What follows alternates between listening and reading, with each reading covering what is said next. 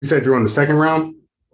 No, I'm waiting for the second round. I did my first vaccination a few weeks ago, so next month gonna get the big one. Gonna make a lot of soup. Get ready to get fucked up and sick on that shit, and then Yeah. Then we're twerking in Miami. yeah, dude, for real. Oh my god, people are. I'm just gonna be spitting on people's faces. It's gonna be so much fun. There you go. There you go. Old school. Yeah, dude. Speaking of Miami, my mom sent me a video because my mom's side of the family, they're all from Miami Springs. Actually, they're from Hialeah, but whatever, Miami-Dade area. And like spring break, oh my god, this one bar got destroyed, like $25,000 of damage. Damn. People aren't slowing the fuck down. If anything, it's just getting crazier. And I'm surprised that it's even happening in Florida because Florida didn't give a fuck. Yeah. And so many businesses moved to Florida when the fucking coronavirus hit. Yeah, Florida and Texas got a lot of influx. Yeah. No, you're right. Because like I had a buddy that was in Florida maybe like 2 months ago. And he was like, yeah, it's same. Just they're acting like there's nothing going on at all. Like they were looking at him funny because he wore a mask, you know. And this guy isn't even like a Democrat. He's like a hardcore like Trump guy. But he's like, you know, I got older people in my family, and like I'm trying to play it safe, you know. And they were like, get the fuck out of here, Biden night. Oh my god. Yeah, one of you. I don't even know how. Like, I don't know where it became a political thing, but it was just so insane. Just this fucking madness we've been living with for the past 4 years. That's the thing, that like things that don't need to be political are not political. And as much as people complain about politics and like keeping it out of certain spaces, I think people want politics in all the spaces. Like it's already been in the NFL, it's been in the NBA. Politics is in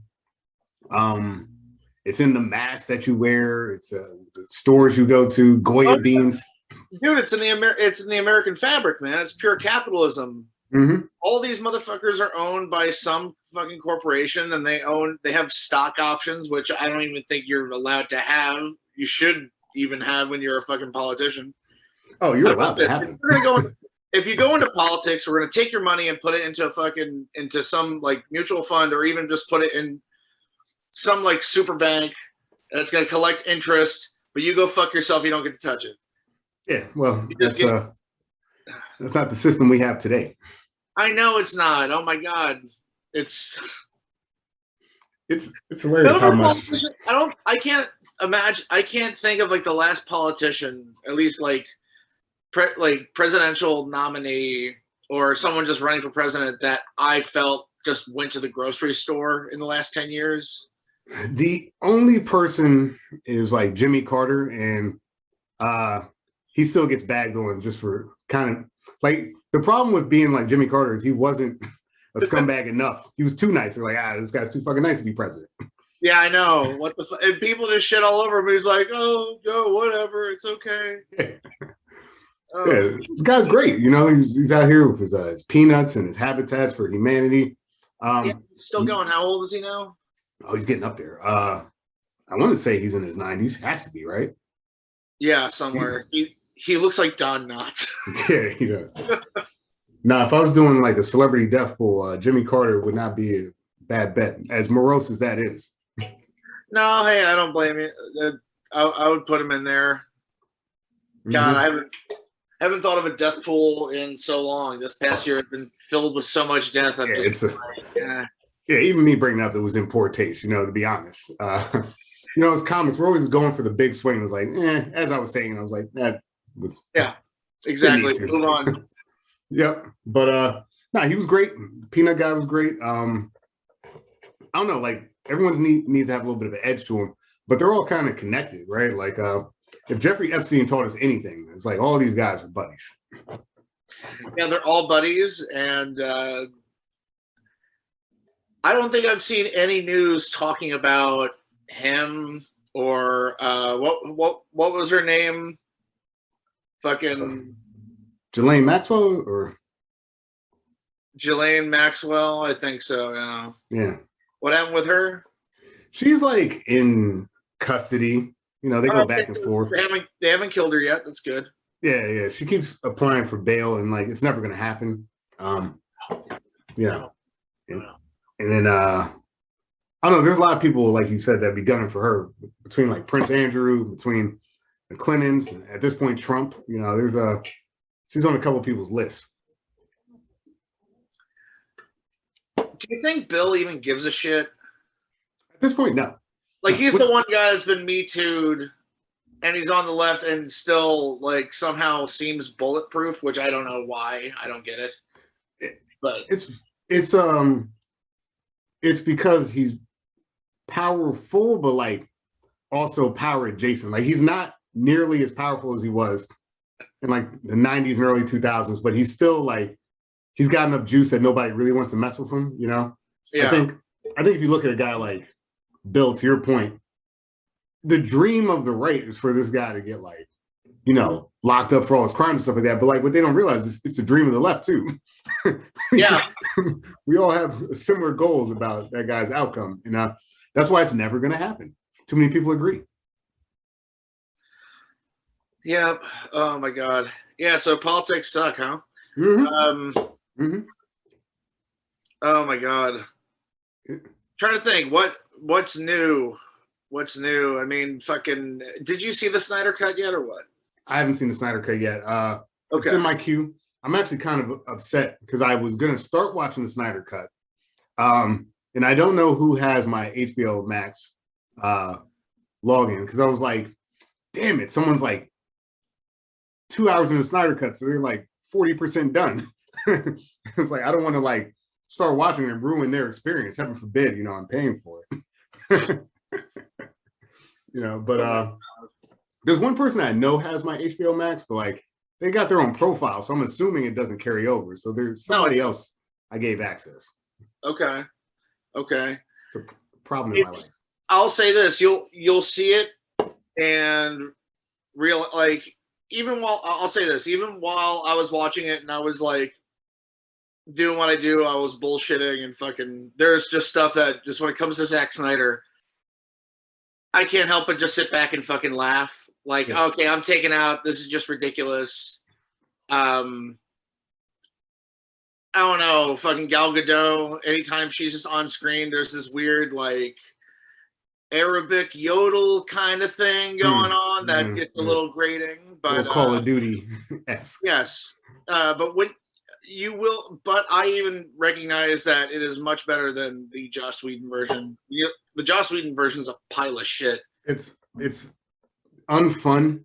There's so many choices that were made in that cut are just bad. It's a bad movie. Well, that was all studio. That was all studio. Like you can't even blame Joss Whedon because he was literally hired by a studio. Just be like, hey, can you reshoot this stuff and just have them say like dumb things? Okay. Yeah. How many million are you gonna give me? What, 100 million in reshoots? Sure. Yeah. See, there's a space for this sort of gritty DC universe, but like they want it both ways, right? Like they want to be able to do the Marvel thing, which Marvel's just sanitized their product to the point where it's like you could take like a 5-year-old to watch any, you know, Marvel movie at this point. Yeah. And you know, even like WandaVision, which critically acclaimed, it's like it's pretty, what do you say, round on the edges. It's not sharp. You're not going to hurt yourself watching it. It's a very safe product.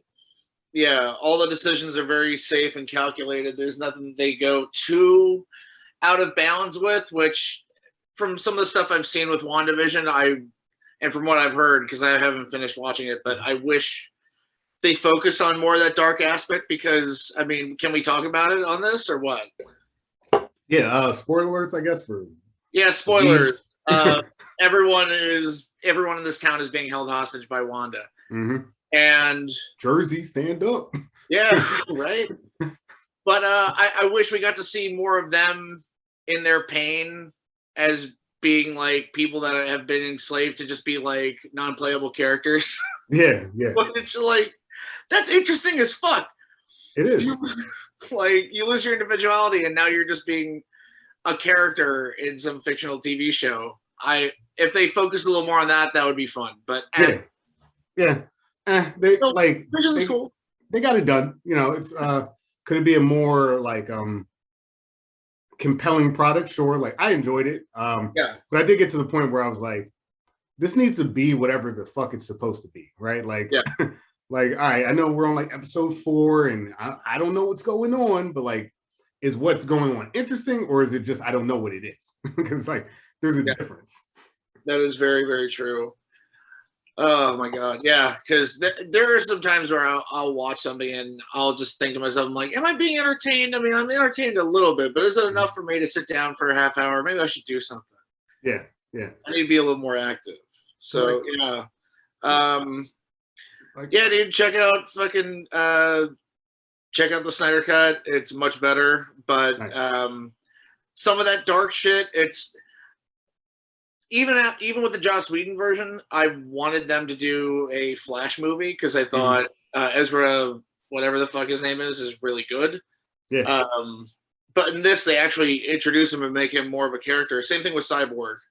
That's good. Cyborg was like nothing in the original cut.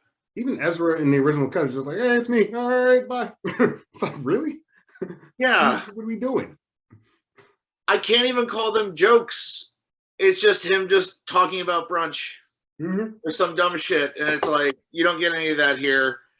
You get some nice moments from him. And that's the term I would use is nice. It's like DC can be dark, but it could also be very light too, because they have so much. It can be so ridiculous. And I thought Shazam was fun.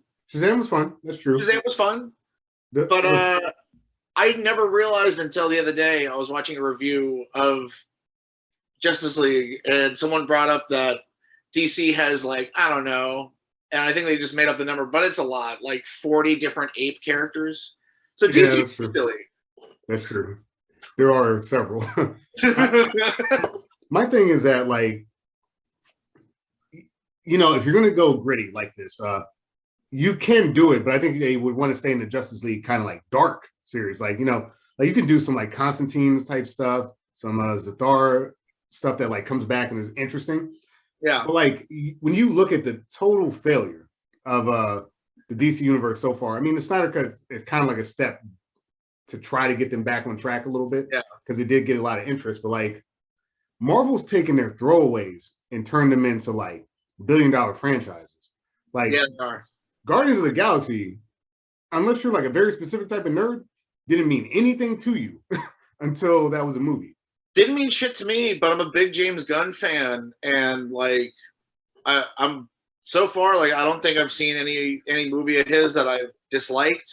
Yeah. And he's really good with pulling weird, like working with really odd characters. I mean, he started off doing trauma movies, which he's like he's one of the more successful independent directors to come out of like just doing fucking dick jokes and just moving into now like 500-pound dick jokes, which, you know, I mean, he's raising the bar a little bit. I don't know. He's good with, I'm excited for him to do Suicide Squad.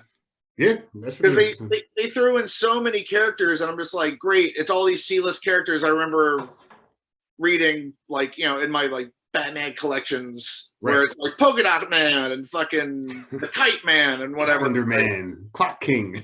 Exactly, but knowing that it's Suicide Squad and knowing James Gunn, a majority of that cast is just cannon fodder, and they're gonna die, and it's gonna be fucking hilarious. That's awesome.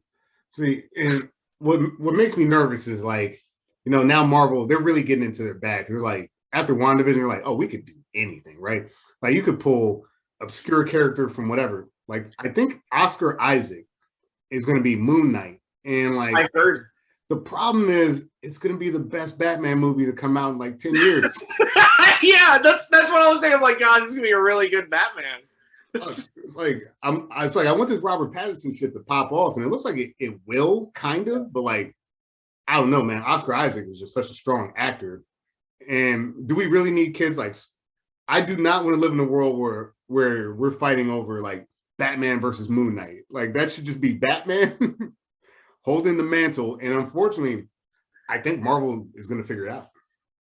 They are. I really want to see a Punisher movie. I really like the first season of Punisher. The second one, I didn't. I think I watched one episode and then I don't know, like life happened, and you know how that is. Just didn't get back to it. But my God, like people were like, Marvel can't be violent and just and gritty. It's like, oh no, Daredevil and that and like Luke Cage, they were fucking gritty and a fucking lot of fun. Yeah. But God, I just really like fucking. I really like the guy that played Punisher in that. Yeah, he was good. He was good. And I think he's also playing Tony Soprano's father in the upcoming Sopranos movie. Really? Yes. Nice. Which great because he could. John Barenthal. That's it. He could. I totally see him being just. You just look at his face, and for an actor, he's one of the few actors that looks like he's just been into a lot of fights. Like he has like kind of a broken nose. Yeah. He looks hard as fuck, and it's like, okay, how did you get into acting? Yeah, I was watching War Dogs the other day, and like I'm looking at Miles Teller, who's like, you know, he's a decent looking guy, but he's got a couple scars and stuff like that. And I was like, huh, all right, this kid's got a little bit of punch. And I'm always trying to figure out like casting for him because War Dogs made sense. It felt like he was cast appropriately, but like I guess in like the Fantastic Four movie that was a debacle with Michael B. Jordan. He was Reed Richards. And I'm like, this guy can't be Reed Richards on any planet. Like he's a fine actor, but like what are we doing? Like that's not what Reed Richards looks like. Yeah, no, Reed Richards needs to be a guy in his like 50s. Yep. I don't care what age he is. His 30s or 40s. No, he needs to look like he's had a life. That Sony deal, I'm glad that that's starting to resolve itself because like this Marvel universe is missing out on some key Reed Richards moments, man. Like he would have been great in Avengers like Endgame. And we're just I guess Doctor Strange was kind of like the surrogate until we get that back into the Yeah, I want to say something because you brought up Doctor Strange. I'm glad we have Doctor Strange. I don't care about the movie. Sure. Really. It was whatever. Totally skippable. But Doctor Strange is a magical character. And I remember having to watch Iron Man 3 and they're bringing in the Mandarin and fucking what's his name? John I'm so slow. Jon Favreau, the director, was like, yeah, we want to be realistic and we're not going to have, there's not going to be any magic in this universe. It's like, you asshole. Yeah. Yeah. What I do, those words. Yeah. What I do appreciate, I guess, about Marvel is that they've integrated their magic to a certain extent at this point. But I like the DC magic rules better. I just think that like they do a good job of like, you know, with the rock, paper, scissors of like Superman versus like Shazam, formerly Captain Marvel. Like DC is like, look, magic has its place, but let's be honest. Let's put this bullshit over here. You know, versus like the Scarlet Witch stuff, like again, WandaVision. I'm glad they went again, they went in their bag because reality manipulation can be very interesting. Like that's a cool ass power that's underrepresented in the Marvel universe, and they're getting there. But they basically made magic to wrap all that bullshit up. They basically made magic the same shit as like being the Hulk, and it's like, nah. Yeah, and it's funny that you even bring that up because I'm curious if they're gonna try again to bring in Juggernaut. Ooh. And just be like, all right, well, I mean, he is magical. He's magical. And he kick the shit out of pretty much every X-Men. But are they going to bother? I mean, they did it pretty good with Deadpool, so now let's just leave him alone. It was a nice cameo. Yeah. Let's wait until we get there. Nah, at some point the dollars are going to make sense, right? You know, that's just how it all goes, and we'll see. I mean, I remember when the first Iron Man came out, and like I was probably reading like a Maxim magazine or some bullshit like that. Yeah. And they laid out, this is the plan for the DC universe. And it was like a 15-year plan. I was like, I don't have 15 years to care about this. Wrong. Yeah. I was wrong. That shit was executed perfectly. Yeah. I actually like the Incredible Hulk movie, even though it's, you know, it's whatever. I thought it was better than Ang Lee. Which one? Oh, the good one, not the Ed Norton. No, I was talking about the Ed Norton one. I like the Ed Norton one. I enjoyed the Ed Norton one because Timothy Roth was a great fucking villain in that, even though he was essentially playing another Hulk, which, yeah, okay. I think Hulk could have a good movie. They just need to figure it out. You know it's going to break the cycle. What's going to do? They're going to go with the new guy. It's going to be Agent Hulk, bro. That's just going to... They're gonna not give you an actual Planet Hulk movie because they've done it so many times animated that they're gonna be like, all right, we sent what's his name, Ruffalo. We sent Ruffalo into space, and then they're gonna get I forget the character's name, but like the Asian Hulk, and that would be dope. Well, that was they kind of did that with Thor Ragnarok, so it's like, all right, well, we don't need to bring him in outer space anymore. That's done. Yeah. So that's I don't true. know. He could. Now that he's like smart and he could talk, maybe, you know, get rid of that and just make it into a fucking kaiju. Make it where it's just him fucking something up for an hour and a half, and Marvel Universe has to figure it out. That'd be cool.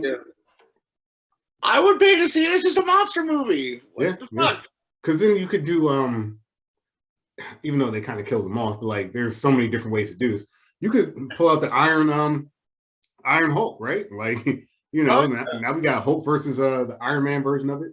Hell, you can even throw that cute little Spider-Man in there. Why the fuck not? Start printing that money. Oh my god. I love little Spider-Man. And honestly, I saw you had the Tom Hardy mug back there, Venom. They even figured that shit out.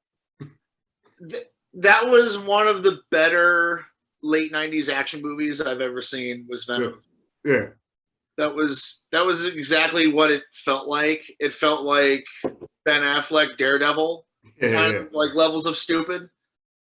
Yeah, like the guy, like Tom Hardy, who like played the role so perfectly because like he fluctuated between like, okay, like here's this guy going through it, and then next thing you know, his head's in an aquarium eating a lobster, and it's just like, okay, here's Tom Hardy with a lobster in his mouth.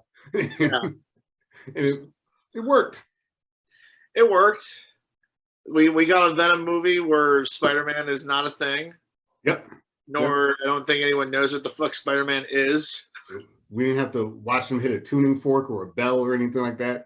We got to just I mean, way to just bitch out that character. Spider-Man 3, good job, guys. Again, studio interference. Sam Raimi just wanted to make that movie about Sandman, and honestly, I liked all of his parts. Yeah. And people were kind of shit. I remember people were kind of shitting on him. They're like, "Oh, he's made of sand. What is he gonna do?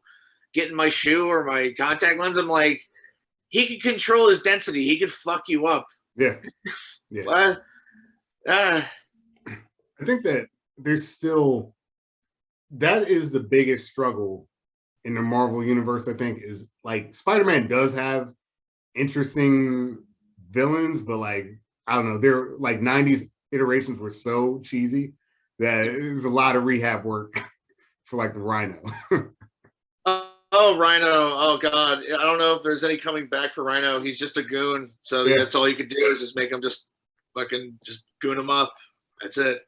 Well, you know, like making Jamie Foxx like an Electro type character, that was a good attempt. No, it wasn't. It was really bad. That movie is so bad. Yeah. That movie is so bad, and it pissed off a lot of people because that was like around the same time that Electro had a really good story arc in the comics where he was just murdering everybody and becoming like one of the more powerful characters, and then it's just Jamie Foxx being like, I want to be like Spider-Man, and now I'm blue, and now I hate Spider-Man for some reason. Yep. I don't know. It's like if I was DC, because like they've been scrambling since they realized, oh shit, this is making money for Marvel, and we're like way behind.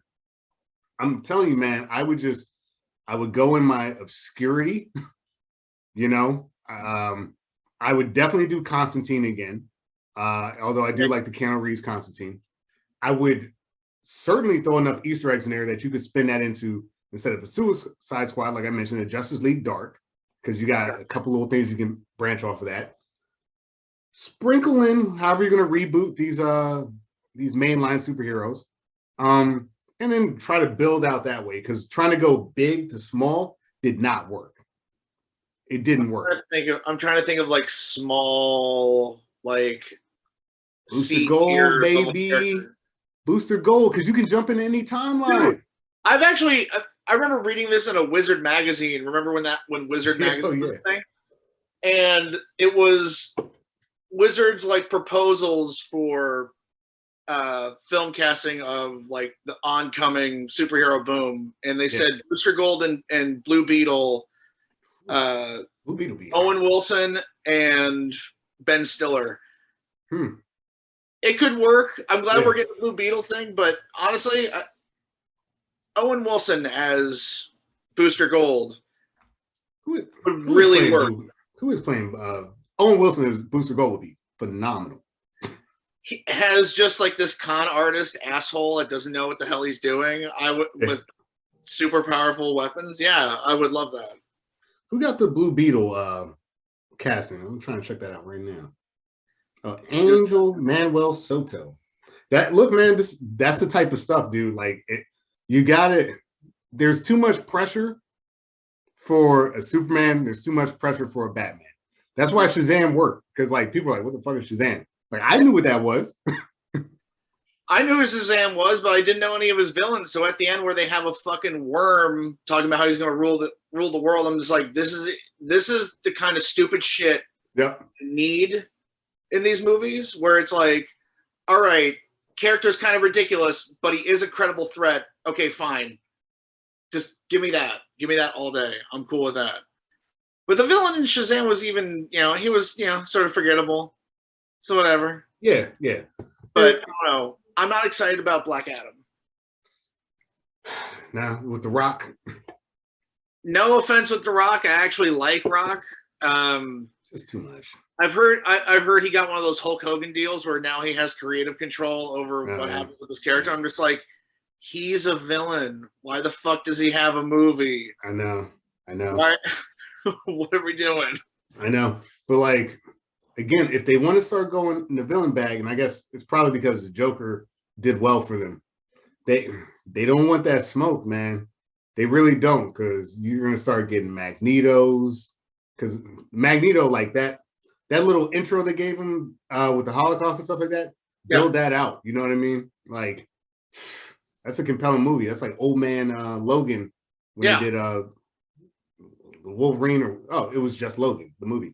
Like, taking an existing character, putting in a dope storyline, and pulling it off. Put the character in a different type of story, not the traditional, comic book superhero story. Don't do that. We've seen it enough. Logan, it was just a fucking Western.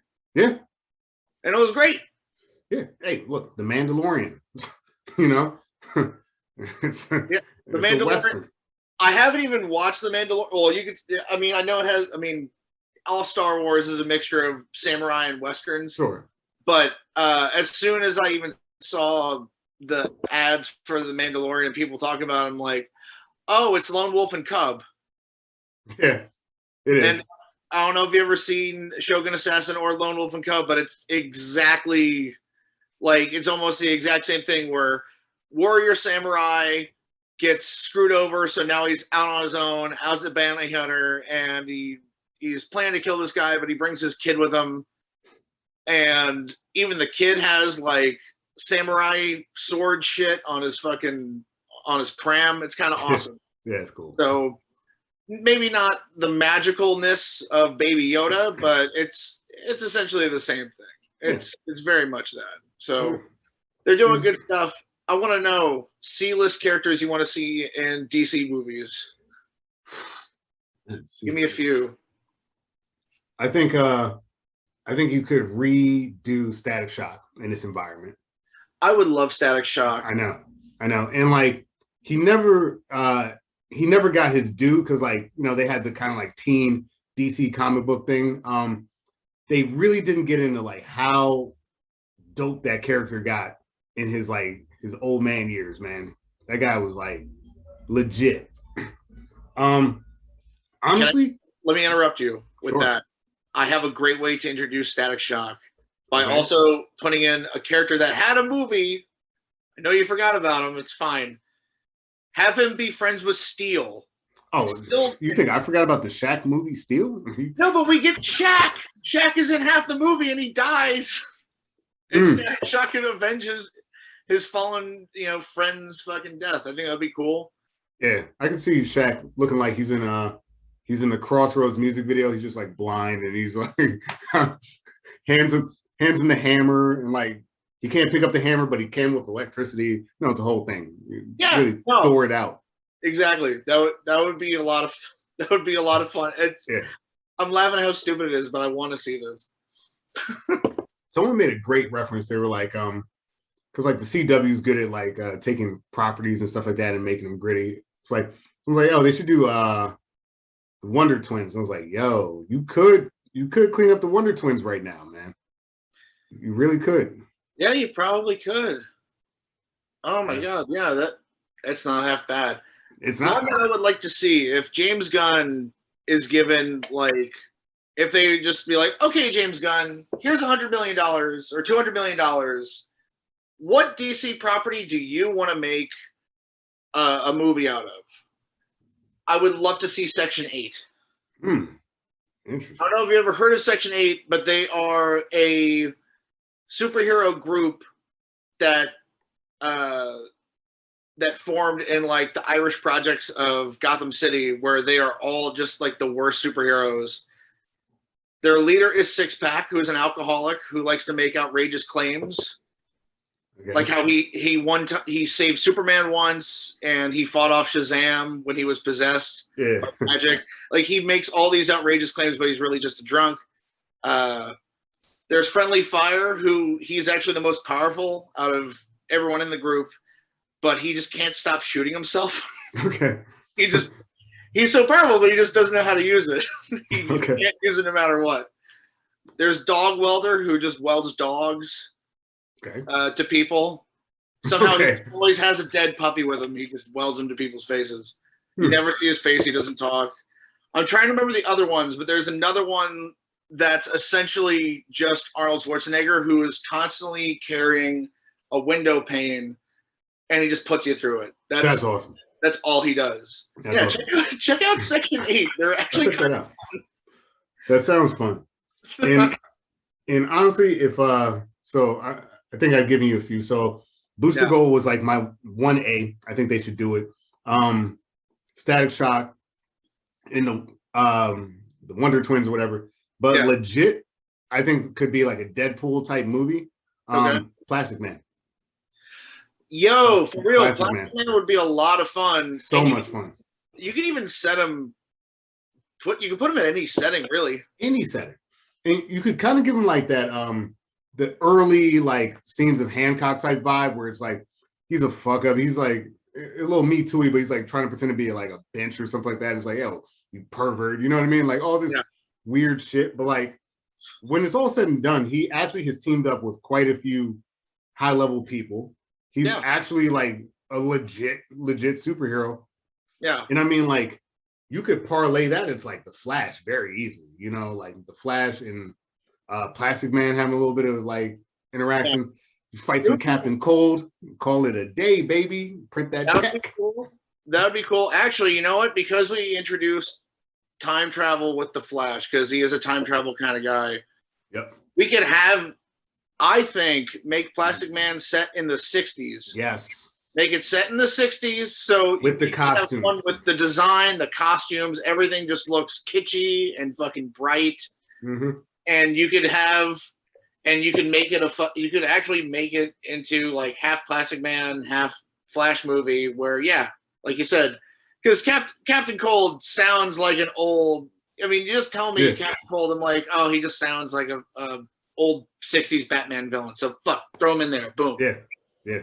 So Captain right there. Cold, Captain Cold, though, although he's easily bested most of the time, he's still one of those guys that, like, because they had already created him and the Flash got to the point that he was, they were like, all right, we got to kind of juice this guy up a little bit. And like they made him a little bit more interesting, you know? Oh yeah, no, he's a ruthless piece of shit. That's what makes him interesting. It's like, okay, he's not like the strongest person, but he's a fucking tactician. Yeah. So he's really great at planning ahead. Sort of like a Batman. It's like, you know, you always hear like who's gonna win in a fight, whoever, and Batman's like, well, if Batman has time to prepare, he could beat anybody. Yeah. I don't, as a counter, like I don't know who I don't know a lot about Moon Knight, but like that seems like an easy way to work in like a Taskmaster type character. You know what I mean? Yeah. I would consider it. You know, I don't know a lot about these comic books. I just read them from time to time. I heard Taskmaster is going to be a villain in the what's her name? The fucking Black Widow. That makes sense. Because he's a trainer of, you know, people that are supposed to kill superheroes. So there you go. That's a good fit. You know, it's a good fit. So, like I said, I think DC could bounce back, but I really do think that they've got to stop going for the big swing, right? Like, look, because even if you crush a Superman movie, yeah. So what? You didn't make as much money as Endgame, and like you're not going to. You're not going to make Avatar money. So you get in there. You know, I like that they're working with HBO Max. It's a good opportunity. I haven't watched Doom Patrol yet, but I'm going to check that out. Excellent show. So much fun. Nice. So much fun. I definitely recommend watching Doom Patrol. Seriously, that's a lot of that DC original stuff was good, but you know, it's like I even while I was watching Doom Patrol, because I bootlegged the shit out of that, I was like, oh well, this is great. I hope it continues once this streaming service is dead and buried, because that's gonna fucking happen, and it did. Right. Yeah. So we'll see. I mean, it makes sense for HBO to align themselves with them, because like Disney Plus is coming for their head. So HBO's like, we gotta have something. And those are the two streaming services that to me look like they're starting to really pull ahead a little bit. Like Netflix is always going to be, at least in the near term, is going to be king. But like when it comes to these big movie projects, it looks like it's going to be between HBO Max and Disney Plus kind of going forward when it comes to these types of franchises. Yeah, well, HBO Max did that deal with Warner Brothers, where Warner Brothers is just going to release all their shit to HBO, which, okay, fine. It's a shame that HBO Max is so expensive, because HBO was originally like $5, now it's $15, and it's like, it was fun. I was laughing my ass off the other night because my girlfriend was just giving out. She's like, because what was it? We're watching Justice League with the 7-day free trial. Sure. Which everyone should do. But she was like, they want me to pay $15. I used to pay $5, and what did I get? Short Circuit? Right. How many times do I have to watch that fucking movie? How many times can I watch fucking She-Devil? Yeah. Death Becomes Her. Yeah. Fucking movies, but oh my god, that's all they played. So they're bringing Short Circuit back, bro. Are they? They're rebooting that racist shit. Well, no, they're just gonna have Aziz Ansari play, you know, the of course. guy, and they're not gonna have a white guy play an Indian guy. Yeah, it'll work. Honestly, there's some moves like that. Like they're doing a Velma. I don't know if it's a series or a movie. I think it's a series, and Mindy Kaling's playing Velma. You know, good for her. I like her, but you know, I'm just gonna say it. I don't give a shit. Yeah. I want the Scooby-Doo gang. I don't want just one of them. I don't want one that, you know, nerds like myself have like weird lesbian fantasies about. That's it. Sure. There's plenty of that on the internet. That's for sure. There's plenty of it. If you want to see that, go on any of these free porn sites. You can watch Velma do a lot of things. Speaking of like that, actually, I was thinking about this, maybe even from like a bit perspective. Okay. Like I was watching a documentary about OnlyFans, which I didn't need to because I know plenty about it already. and it's just like you're sitting here and it's like, all right, and no shade. Like I support sex work like nobody's business. Yeah. But it's like you got some girl on OnlyFans who's like, here's my butthole for like $15 a month, right? And it's like, dude, there are people that are making multi-million-dollar studio projects with 20 writers, CGI out the boot, and you're asking for the same amount of month as Marvel Studios right now, which I think is the American fucking dream. I love that. It is. There's not a lot of people that are actually making that kind of money, but anyone that is, good for them. Salute. Yeah. That reminded me. I know I'm like, I haven't made it, quote unquote, but I've been compelled. I've been thinking about this for like a month now. I'm like, what if I just got a cameo for myself? And I'm not a celebrity, but I could do certain services like give death threats or, like just say something awful to somebody, which I don't know, for like 10, $20, have some stranger say horrible things to somebody. I think there's a market for it. Oh, there's a market, in my opinion, for everything. I don't know how big the market can get and stuff like that. Like, I just picked up this gaming. It's for work. That's what I say, but it's a gaming rig basically.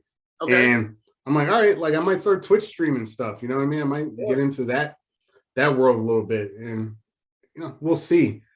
It's like I think I have a compelling enough personality, but I do have to figure out how to blend that with live gaming. That is a skill, and yeah, it's hard to play well and talk at the same time. Yes, so. Totally. Because like I get into the zone. I'm even thinking because like the Switch is about to basically come up with a updated version. It's not going to be like Switch 2, but it's going to be like slightly better graphical fidelity on the Switch as it is now.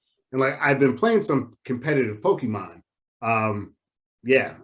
Since the pandemic started, because I looked at Pokemon. I was like, I like Pokemon. Like I played online before, and I'm like, I'm terrible at this. And then one week, I just kind of sat down. I read a bunch of articles. I watched a bunch of videos. Started tweaking teams, like building out a team, and it was like now, like if you were like the highest tier online is called Master Ball. If you're like, oh, here's I'll give you a week to make it to Master Ball. Like I'll get there in 3 days. It's not that hard, if you know what you're doing. So okay. But I'm thinking like that would be kind of cool content, like I was actually watching some other urban youth that was playing Pokemon earlier, and I was like, yo, this guy's doing it. Like, why not me, man?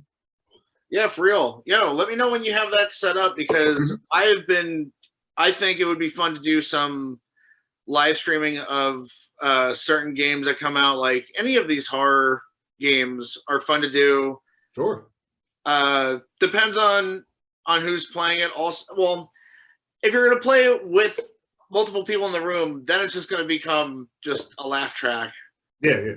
People getting freaked out and dying suddenly, which that could work. Cool. Let's see how long it goes. I wish I had a better. My computer is only, I think just 4 years old, and now it's like too old for me to. I edit on my computer, right? So I can't update it because Macintosh are assholes, and they like to do a little thing where they'll sell you a product, and then once you update, the product becomes obsolete and you can't use it anymore. Yeah. I've been editing with an old version of Premiere and a really old version of Final Cut for the longest time. Wow. And I think it became obsolete like 2 or 3 years after I had purchased Final Cut. And I'm like, fuck you. I spent a few $1,000s on this. Yeah. Fuck that. Every penny. I know what you mean. Like I went PC this time, and I hit up my brother who like builds his own rigs and stuff. And I was like, look, man, cut all that nerd shit out. Like You know what I mean? I'm an OG nerd, but like I don't have time, right? Yeah. Time is money, baby. Gordon Gekko. And I was like, just point me to a pre-made rig that has a little bit of respectability. And I got an iBuyPower PC from Best Buy.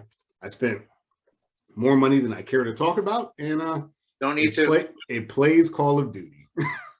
All right, cool, man. Yeah, all I want to do, and I've sent you some of these right now. I've been on a downturn, but as anyone that's watching or listening right now, I have a podcast. I try to do a video podcast, even though you can also listen to it on Spotify. It's called The Cinema Cellar, and just wanting to do some live streams of going from hosting, like doing some classic broadcast shit of just hosting a movie and then cutting to having the film up there and having comics riff over it. We could look. What's that? We could look into that because I know that Twitch partnered up with Amazon. So we might be able to get some Amazon like horror flicks going.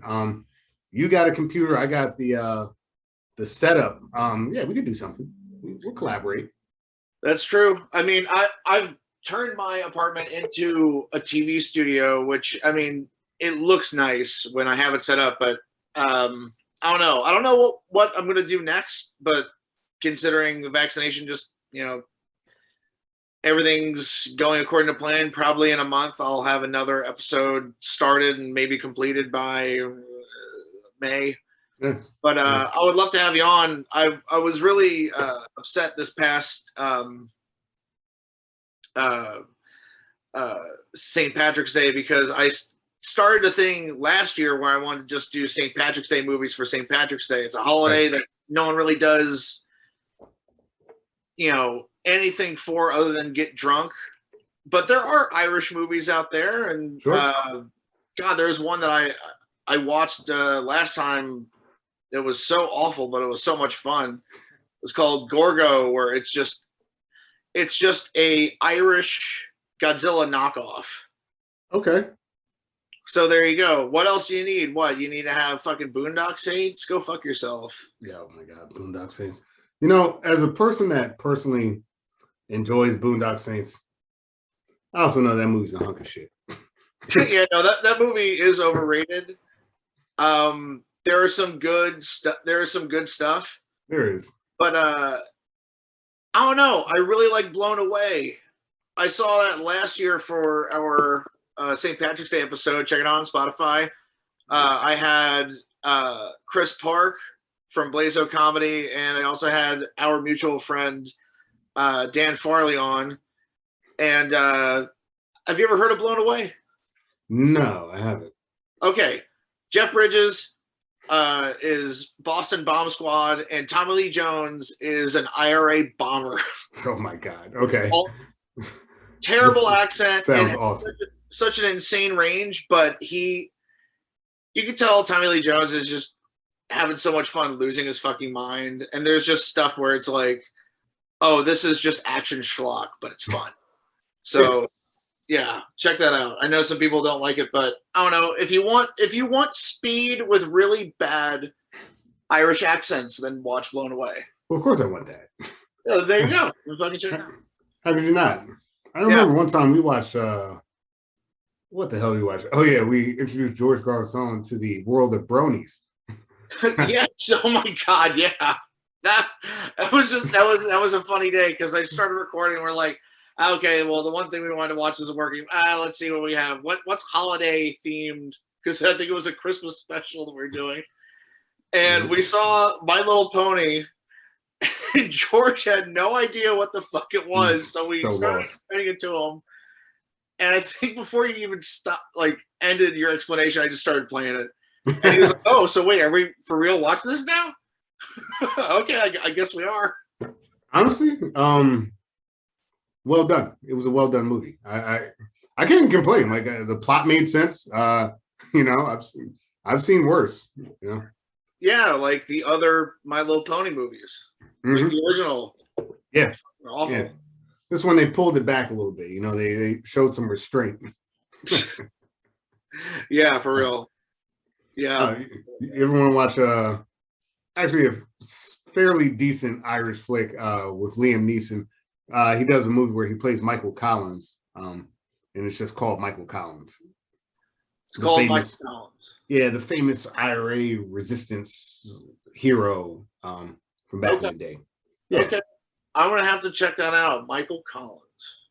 Yeah, Irish revolutionary Michael Collins, the man who led a guerrilla war against the UK and helped negotiate the creation of the Irish Free State. And it's just Liam Neeson, you know. They got Liam Neeson down to a science at this point. Don't you do that. And then he Yeah, chop, I want run. to know what the fuck happened with Liam Neeson because, like, growing up, I always thought, okay, here's this like respectable actor, well trained, all this stuff, and like the only like the craziest thing I think I'd ever see him in had seen him in was Dark Man. Sure. Yeah, Dark Man's pretty crazy, but yeah. Dark Man's fucking awesome. If you like crazy Liam Neeson and you're like, oh yeah, no, he wasn't always this crazy. No, he was. Yeah. He just took time off from that shit.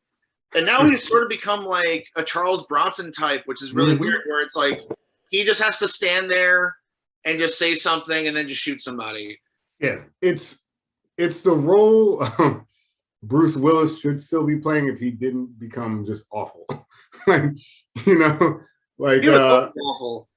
He was always awful. Shit, man. We tried to watch fucking what was it, Bruno, and we couldn't even sit through that. That was awful. That is pretty rough.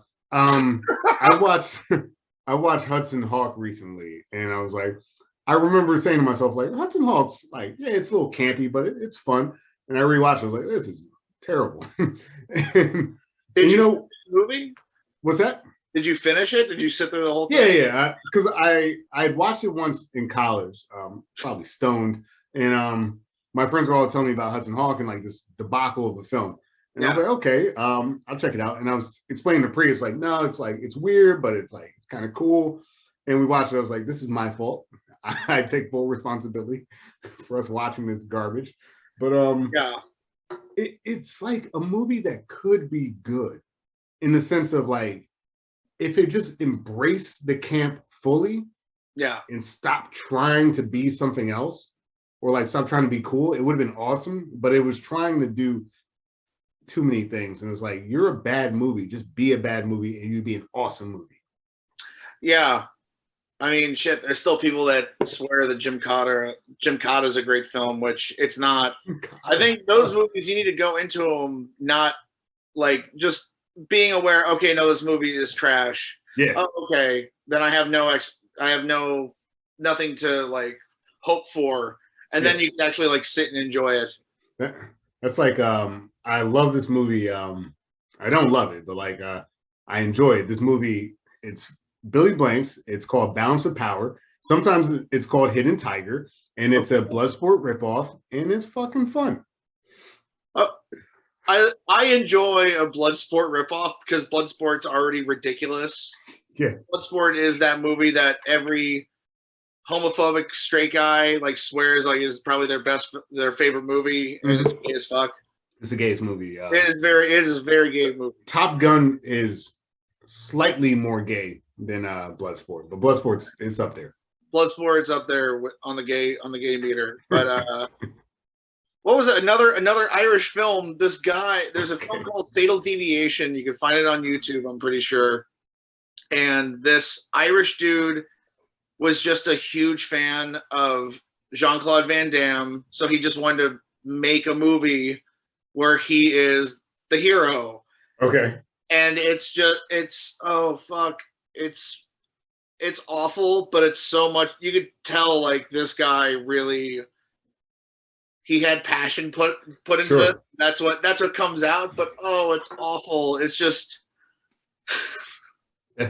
It's like the backstory. Go ahead. No, it's just I love seeing no budget movies where it's like, okay, he's gonna have that moment where there's a bully, like terrorizing some woman, and Jean-Claude Van Damme is gonna come in, look cool, and like kick a dude in the face, and then they're gonna run away. But instead of having that scene, they just have two grown-ass men running around inside of a grocery store just knocking down boxes of food. and just acting like kids. And this guy just goes up and just kicks him in the fucking face, and they run away. I don't know. I enjoy it. It's Fatal Deviation. Watch it. He gets trained by a monk who's supposed to be ancient, but he's clearly a guy in his 30s. Right. Yeah. Oh man, it's like a Highlander, Spaniard. Very much. Yes. No, I was actually thinking because again, sometimes I just like climb into the rabbit hole, and that's like the origins of Mortal Kombat. That was supposed to be a Jean-Claude Van Damme project, and they were like, "Well, we can't get JCVD anymore, so I guess we're just making Johnny Cage." You know, hey, fine, whatever. You know what? That was for the best. Totally for the best. We got so much more out of it. He was such an asshole. It kind of amazes me that like Street Fighter even got made. But you knew about the story with him in Predator, right? No, go ahead. Jean-Claude Van Damme was originally supposed to be the Predator. Okay. So they filmed a little bit with him. Throughout the entire time, he was just coked out of his fucking head. Carl Weathers fucking hated him, for one. That's a good thing to note. Carl Weathers just couldn't wait till he just fucking left the fucking set. And it was when the Predator still had its original design where it looked more like an insect, where it had this weird sort of body and like a long upper torso and all this shit. And for the costume to work, the design did not look good. And they were shooting those scenes of the Predator that when he's invisible using the stealth. Sure. And the technique that they used for that was they keyed them out, but instead of using like green, they used red. So there is video you could find of tests, some tests of the original Predator, and it just looks like a lobster running around in the jungle. But he got fired from that because during every take, they were like, okay, here you are stalking, you are hunting, you're, taking your time, you're going to observe this blood, you're going to do this and whatever. And he just would do backflips and kick flips and shit. Boy. In spin kicks. And it's like, all right, get the fuck off my set, you coked out Belgian. Yeah. It's a shame. It's a shame. The muscles from Brussels. That guy's career, honestly, his fuck ups are like our games, right? Like you couldn't have a long lasting fighting game franchise. It's like the Jean-Claude Van Damme fighting game. Thank God that's Mortal Kombat. The Predator with the dreadlocks. I mean, like, come on, that's the Predator, dude. I don't know, like, honestly, where JCVD has failed, we've prospered, in my opinion. Yes, we have. But for a shining moment, that guy was great. I would love I would hire him to play such minor characters and stuff. Make him the manager of a fucking bowling alley in a film. It would just be so weird. Be like, wait, is that Jean-Claude Van Damme? What? Speaking of that, have you seen that footage? I'm sure you have, because your background. Of the guys who do like the Big Lebowski style drone shot through the oh my god, that was so impressive. Yeah. So good. Yeah, and and that team actually got hired by James Gunn to do a sequence, to film a specific sequence for Guardians. So hey, nice. That's one thing that a lot of young filmmakers, and this is something like I need to do this myself. Don't be afraid to just take the time when you have your time off to fucking shoot something, but try to plan ahead where it's short, but it shows your skill.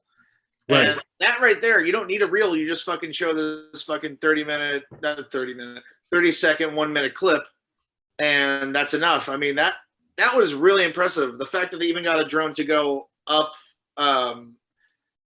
into the lanes, like from behind, that was very impressive. I mean, just the technical skill set, and you see that with a couple of different artists, like you mentioned, like it's not necessarily the length, it's the skill. Like a lot of people like parlay TikTok and little like film gigs and stuff like that. And it's cool to see the creativity out here. I still don't see how that, like the TikTok thing, even how people even got work through that. Same thing with Vine. Vine, I didn't understand for the longest time because there was stuff I was watching people make. I'm like, all right, they're not shooting this with their fucking phone. They're using an editor. They're doing something else. Sure. You get all these hits. Meanwhile, I'm, making my videos and really trying to edit stuff in camera, and I'm getting like no likes, no hits. I'm just yeah. I still swear that I had some good Vines. God damn it, they were good. They were good. I just didn't have enough people pushing them. For fuck's sake.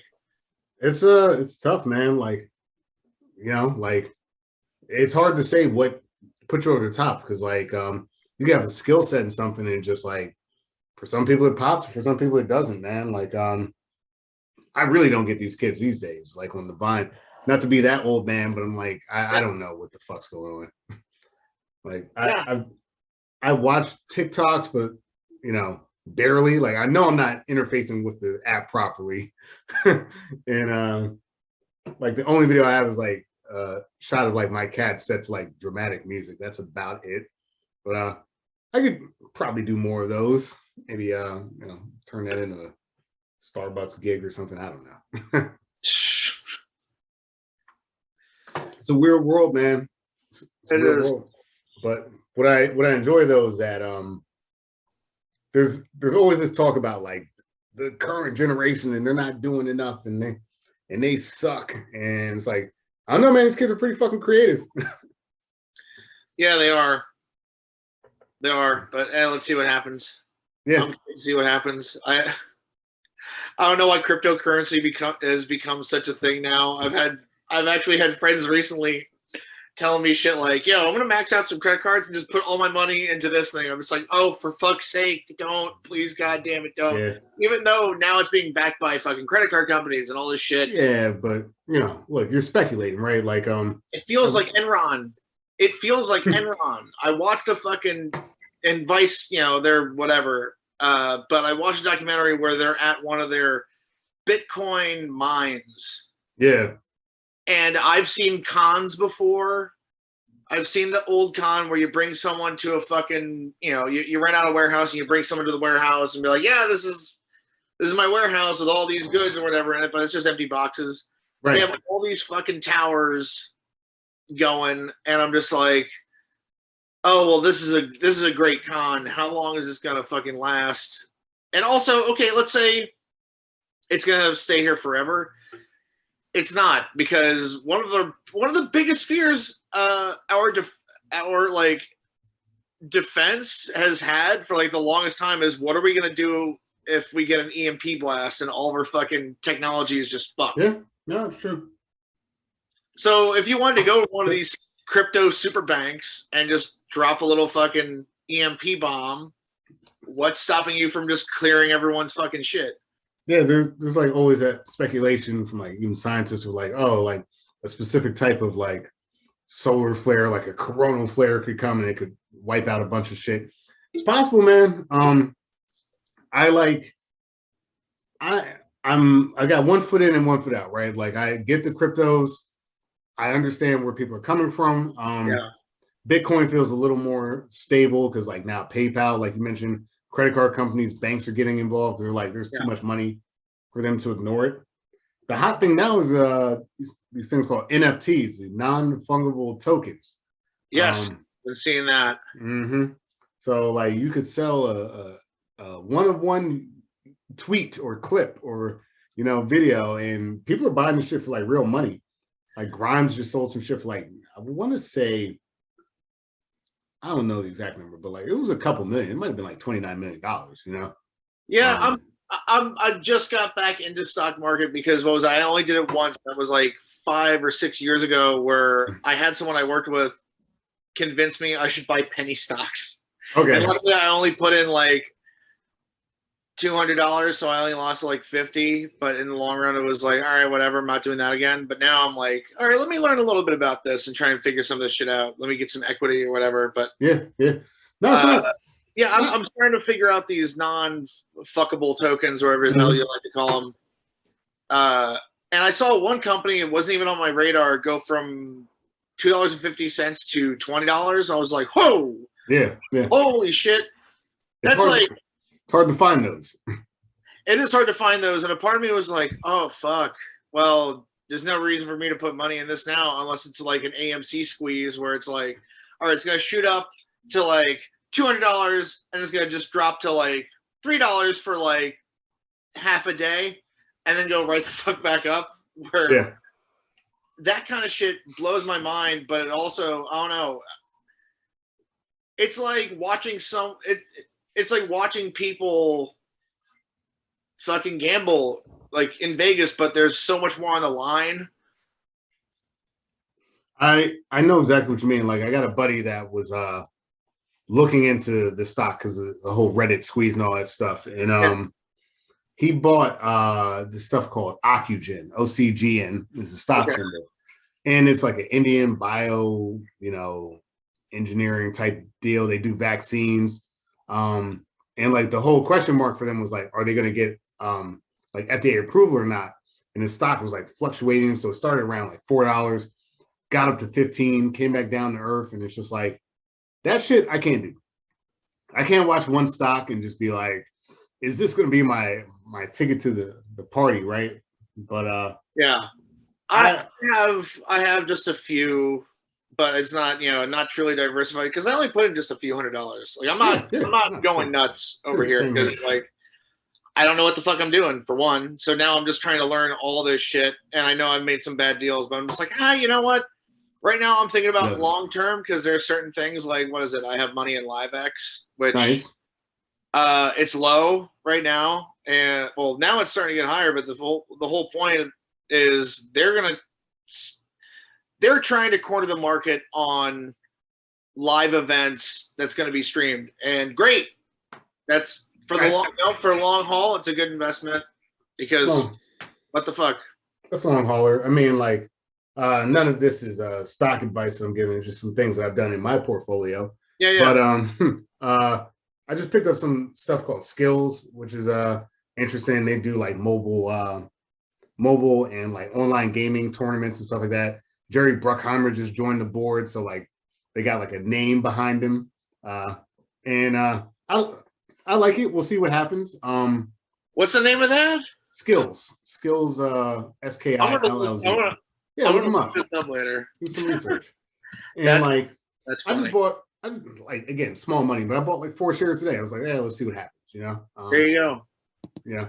I don't know. I made a really bad deal on esports, but I'm like, they're coming the fuck back. So even though that, I mean, seeing where it was before it even dropped, like it dropped immediately as soon as coronavirus was even in China. Like you see it like go from $10 to fucking $0. So I'm like, fuck it. If it's at $3 right now, let me just buy in. Esports is the future, man. I don't give a fuck what anyone says. I always love, like, I'm on Facebook, and when it comes to cryptos and non-fungibles and all this other non-fungibles and all this other shit, it's always like some old douchebags are like, oh, but you need it to physically hold it in your hands. And I'm like, shut the fuck up. And they're like, oh, these kids are playing Fortnite. It's like, yeah, and they're making millions of dollars, you dumb bitch. Just because you don't understand it, stop being a hater, yo. Like, I would rather at this point, and I do, I've got a sports background. I've watched football. I've played football. I basketball. I would rather watch somebody fucks around with some Leagues of Legends than watch LeBron James and the Lakers play the 76ers tonight. I just know that that's a better, more entertaining product for me. Because if I start watching LeBron, I'm going to have to watch. Half the time I'm going to be watching commercials. Yeah. LeBron's going to be sitting for half the fucking time that they are playing. Yeah. And, like, I don't really care because it's not the playoffs. Mm-hmm. But I watch a couple of Koreans fuck around with some mystic wizards and shit like that. Because that shit's interesting. It is interesting. I've caught myself like watching some of these things. I'm just like, oh Jesus Christ, they make it look so easy. And I'm like, I know for a fact I can't play some of these games. I just can't play. I know. I was so afraid.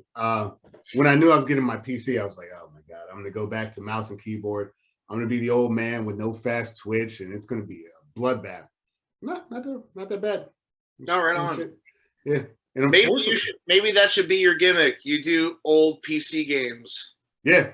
Real old, like play the original Duke Nukem, where it was just a side scroller platform. Totally. I mean, honestly, if I wouldn't get just dusted, I'd break out some Warcraft too. I think that shit's awesome. Bring out some Warcraft. I would love to watch it. I would personally I could see myself sitting and watching you play Where in the World is Carmen Sandiego. I can see that. Dude, I would break out like Putt Putt and Fatty Bear. I would play Roller Coaster Tycoon. I don't give a fuck. Math Blasters. Why not? Yeah. Math Blasters. You're in your 30s. Why the fuck are you learning how to add? What are you doing? Totally. I even got a copy of The Typing of the Dead, you know? Oh, yeah. Fuck, man. That was a popular game. That was. Jesus Christ. I've been to some anime conventions and just watch people just go off on Typing of the Dead. I'm like, wow, never seen this far in the game. Now, you know esports more than I do. Now, what do the players have at stake? Do they win like a purse? Like, gets more money? That's basically it, right? Like, there's so many different sections of it, right? So, like, what really got me into esports originally was fighting games. Like, I'm a big kind of like Street Fighter guy. I just picked up Mortal Kombat a little bit. Yeah. But there's this guy, well, this guy's not right. I don't want to misgender them. There's a person that their name is Sonic Fox. Okay. And this individual is just the most gangster fighting game player of all time. Like, oh man, he'll just pick up anything. All my friends that just schooled me, like, I want to say I like Street Fighter, but I can't say I love it because I can't do the combinations as much as I would like to. It's a different, like, I play Tekken, so it's not that rolling thing. Right. I'm all about button combinations. Love Tekken.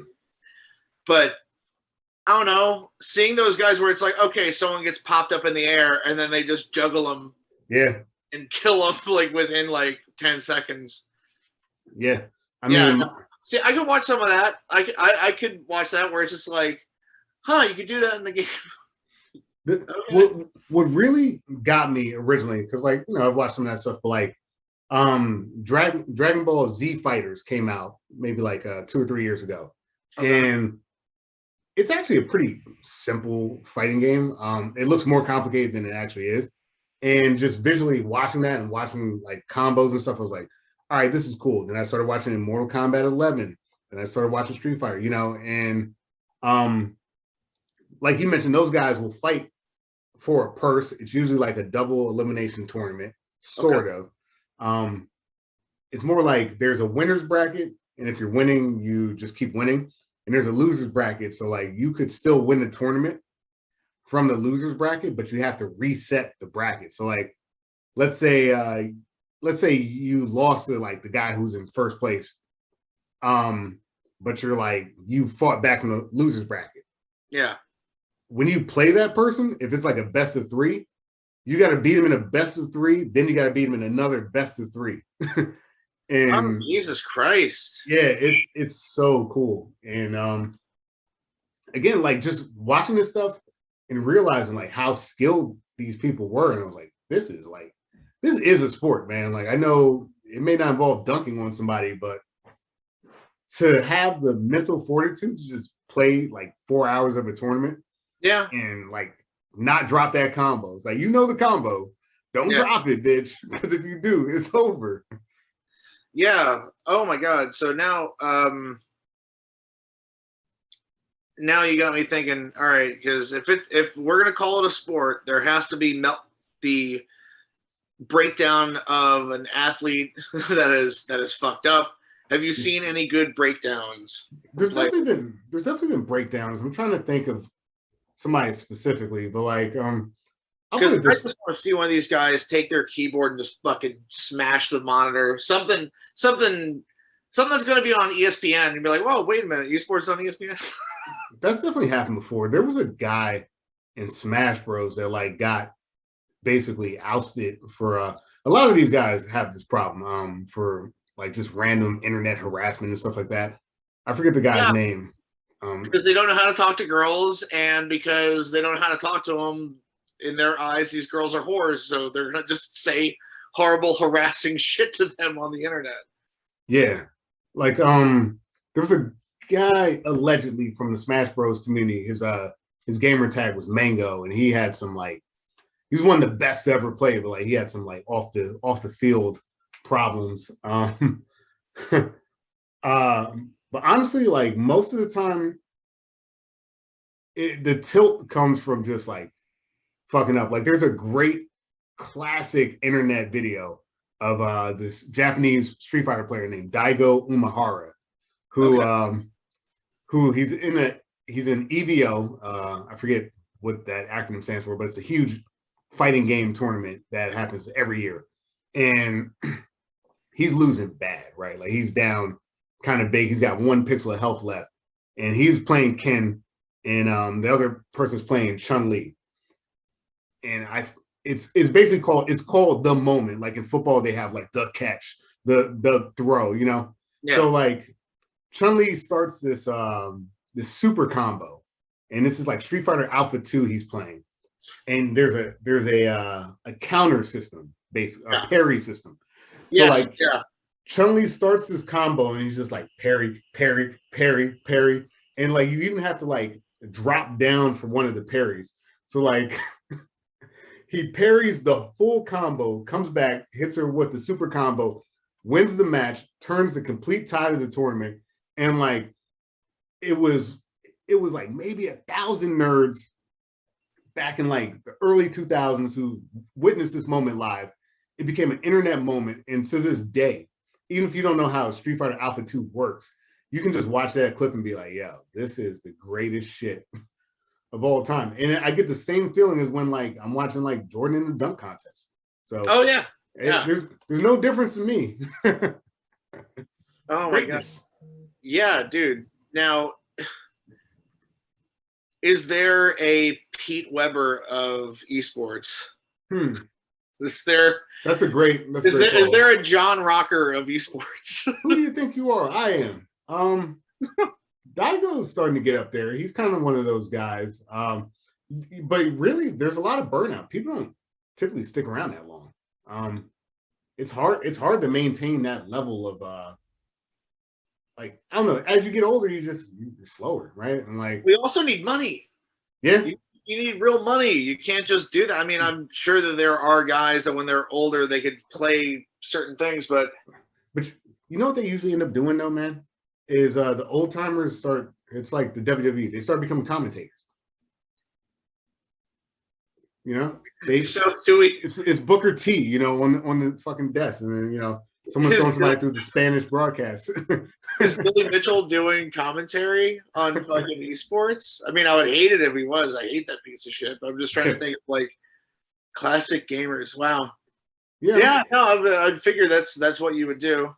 Yeah, but then like you watch these new guys, right? Like there's I guess the biggest Fortnite player for a while was this guy named Ninja, and it's like the guy's pulling 2-3 million a year, like easily, just playing, right? And it's just like, I don't give a fuck what people feel about video games. That's real money, man.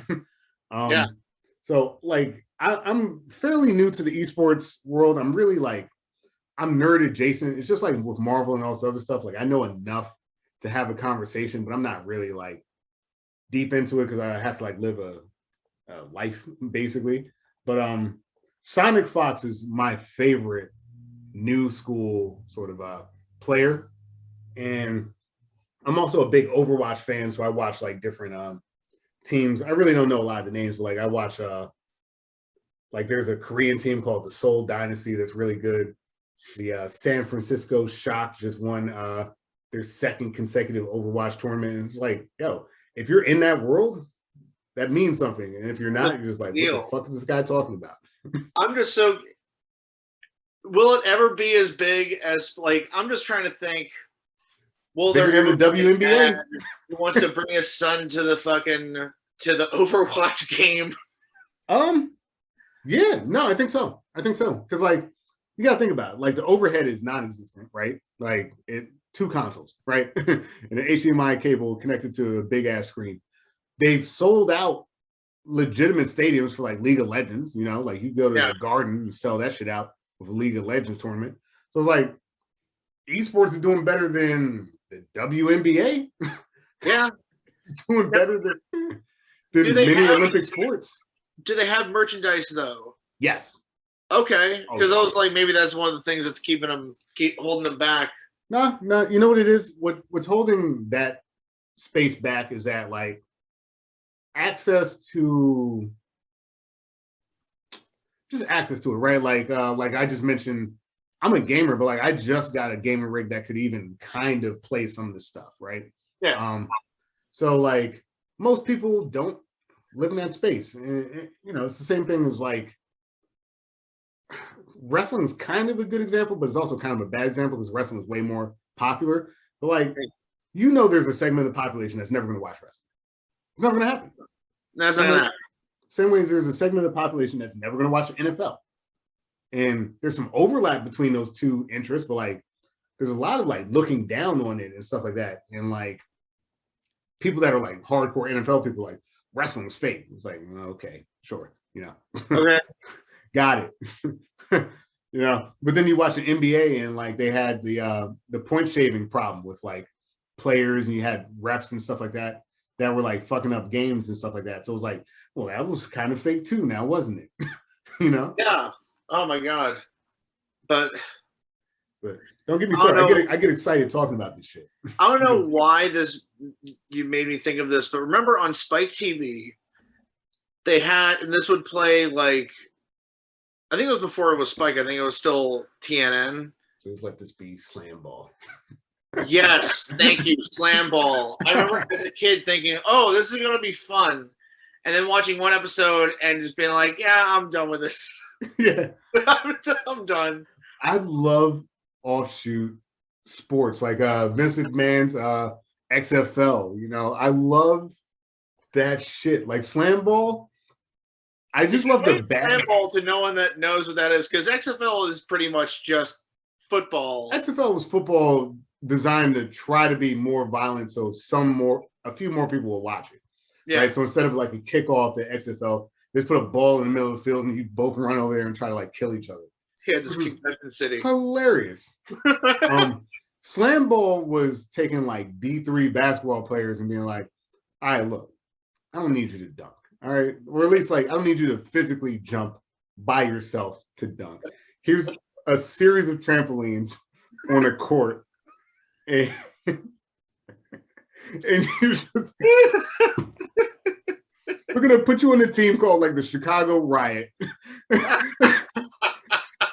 And you're gonna play like fucking street, like Rucker Park basketball with a bunch of dudes, and but on trampolines, and you're gonna slam the ball. Like please slam the ball, because that's what we called it. No layups, no 3-pointers. Please slam the ball.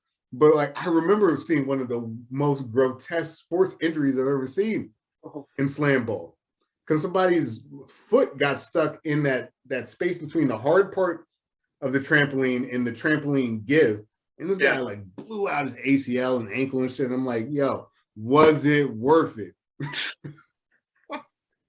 They're making less money than they would in the minors, but they're making like a little extra scratch because they're on television. Totally. Honestly, the sport that I think did that the best was Big Three. When Ice Cube did Big Three basketball, it's 3-on-3 basketball. It's half court. Okay. It's a bunch of guys that like recently or retired from the NBA, and some of them not so recently. And they would, you would go watch some like names that you remember from like when you were growing up, play half court basketball. There was a 4-point line. Well, there was a 4-point bubble. It was great. Fuck. I think I remember watching a little bit of this, but that's fucking crazy. Is this still a thing? Totally. I saw it. I don't know how they're doing in COVID, but before the pandemic, I saw a couple games at the Brooklyn Nets, I guess the Barclays Center. Okay. And like I swear to God, like at halftime, Jadakiss was sitting down in the front row. Ice Cube is like the producer; he owns the product more or less. Speaking of your childhood, fuck it. Okay. And Jim Jones, who was also sitting down there, did the halftime show, and I was like, I think they were just like, "Yo, Jim, you want to do the halftime show?" And he's like, "Yeah, all right." All right, cool. That's fantastic. It was so much fun, man. It was fun. What are some other? God, I know there's other fringe sports out there. They're gonna come to mind. You look like a high alive man. Yo, for real, I wish there was more. Like, was they closed down? Like in Miami, they closed down a lot of the highlight courts. So like, it was something I wanted to actually get into because it just seemed interesting. But yeah, yeah, there's highlight, but that's actually like an old sport. Yeah, it is. Let's see here. It's also the world's most dangerous game. I would think the world's most dangerous game was what was it? I know. I think the company or the promoters are Polish, but it is 5-on-5 mixed martial arts. Have you ever seen this? Oh, I know what you're talking about. Yeah, that's just crazy. Holy fuck! That's just gang fights. That shit's crazy. They do that shit too. I don't know if they do 5-on-5, but I think sometimes they do multiple people. But like they've got knights and shit. Like they've got the ones where like you wear armor. Yeah. Clang it out. The best part, the fucking part that always gets me in these fucking armed, like these guys in English suits of armor with their fucking broadswords and shit. It's in a kickboxing ring. There's fucking ropes. I know. Why isn't it in a fucking dirt pit like it's supposed to be? Like if you fall, it should be a pig trial. You know what I mean? Like that's. Yeah. And so there's manure. Honestly, there's a lot of shit like that. When I over the winter, I stayed at like a hotel for like a couple of days. I took like a mental health trip, you know, and I was watching. There was literally a tag championship, and they made this like jungle gym looking shit that people were running all over and stuff like that. And it was like 5-on-5 games of tag, and I was like, this is kind of cool, man. Okay. They tag, drone racing. Have you ever seen high speed drone racing? You know what? I haven't. I can't say that I have. I'm telling you, dude. I'm a man of the world. If you can place a small bet on something, I've watched it. You know, I'm really curious, like, because so much shit closed down. I'm really curious if, you know, any of those online gambling websites, if they were taking bets on like marble races on Facebook Live. I think they did. I think you're right. You could bet. You could put money on literally anything. The early days of the pandemic, they were starved for stuff like that. Like starved. Damn, I'm trying to remember one. Because like you mentioned that, but like cornhole was hot. Yeah, what the fuck? That became a thing again. Cornhole became just as hot as curling is during the Winter Olympics. Yeah. I watched some clip on ESPN, and it was a guy playing frisbee golf, and like he threw this shit like 400 yards, curved the corner, hit the bucket. The guy did the Tiger Woods hat raise. I was like, Jesus Christ. I just love that, like did his dad fucking torture him as a child and fucking hot glue gun frisbees to his hands? Probably. Probably. That's how you make greatness. The Joe Jackson theory. Oh, that's so fucked up. But I don't know, man. Like, that's where I'm at, right? Like, I think that I've always had a thing for like the little guy, right? Like, I remember growing up, I was huge time nerd. Obviously, listen to what we're talking about, and I kind of like outkicked my coverage because I got into wrestling, and like people were like, "Oh, this guy's kind of good," so they started respecting me and not fucking with me a little bit. Okay. So I've been able to like nurture all my nerddom safely, and it just feels like a great time to be a nerd, dude. Yeah. No, it is a good time to be a nerd. Just oh my lord. Weeb culture, man. Anime's hot. I know you're a big horror film fan. Like that shit is what's hot in the streets right now, dude. Horror has gotten a lot better. It's gotten a lot better in like the last 5 years. It's gotten like increasingly better. So it's it's fun. And also, I don't know, with like now, like with how old I am, because I'm 32. The only way I'm gonna be able to get my foot in the door, like in Hollywood or whatever, is making a schlock horror film. It's the Wild West. Yeah. I can't unless I had an insane amount of money to blow shit up, like and actually do like an action movie, or if I somehow overnight became this amazing dramatic screenwriter, which give me comedy, the drama. Yeah, yes, it just doesn't interest me. But that's how you get in there. You want to get the Sundance people loving you. Yeah, it's true. But fuck it, I want I want I want people that still buy VHS tapes to like me. Yeah, well, I was watching. Actually, I was thinking about you a little bit yesterday because I was watching The Last Blockbuster on Netflix, and like Kevin Smith was talking about some like out there horror film. I don't remember what it was, but I was like, yeah, this is right up Chaz's alley. I wish you remembered what movie it was. Maybe I had seen it. I don't know. You definitely have. Let me see. Blockbuster. This is the power of the internet. Yes. Let's see.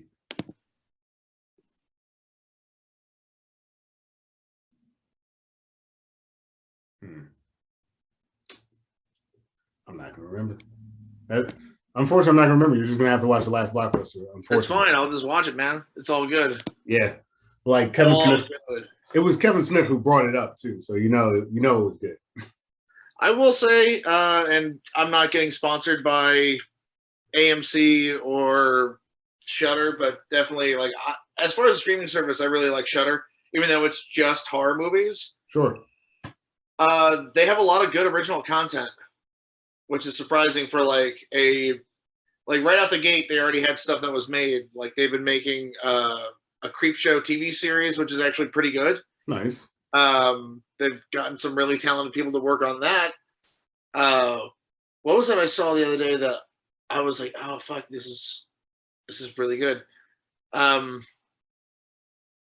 my god. Well, I was watching Cursed Films, which that's not for like the weak at heart. They really talk about like they go over movies like Poltergeist and like how like certain movies where people had died either on set or afterwards, and people had gotten injured, like Exorcist. And I now hate John Landis. I didn't know about Twilight Zone, about the accident that happened. Oh, dude, that was bad. And I'm just like, after that, for like the last like 3 days, I've just been reading as much as I can about John Landis and just trying to figure out how the fuck he still had a career in Hollywood after that.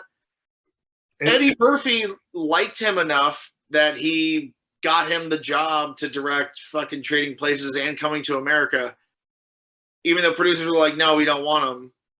He fought for him. And then on the set, and this is actually, there's a bright side to this story.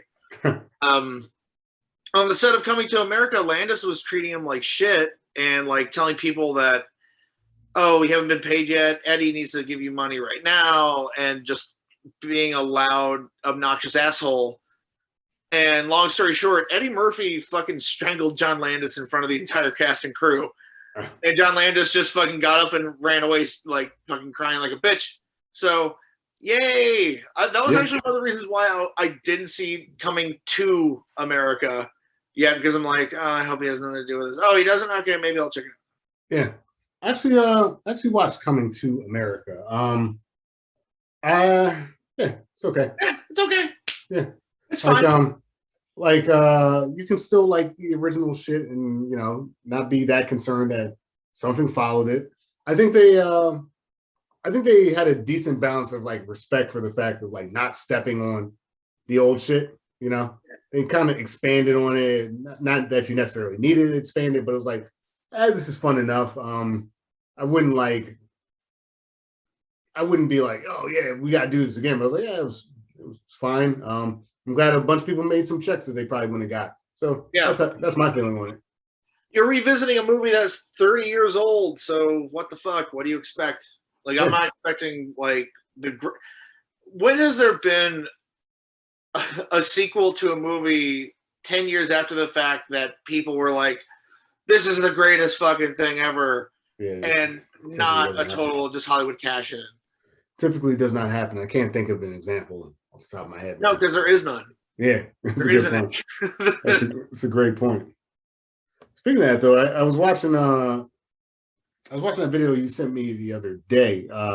World War IX. Larry's was it Larry's house?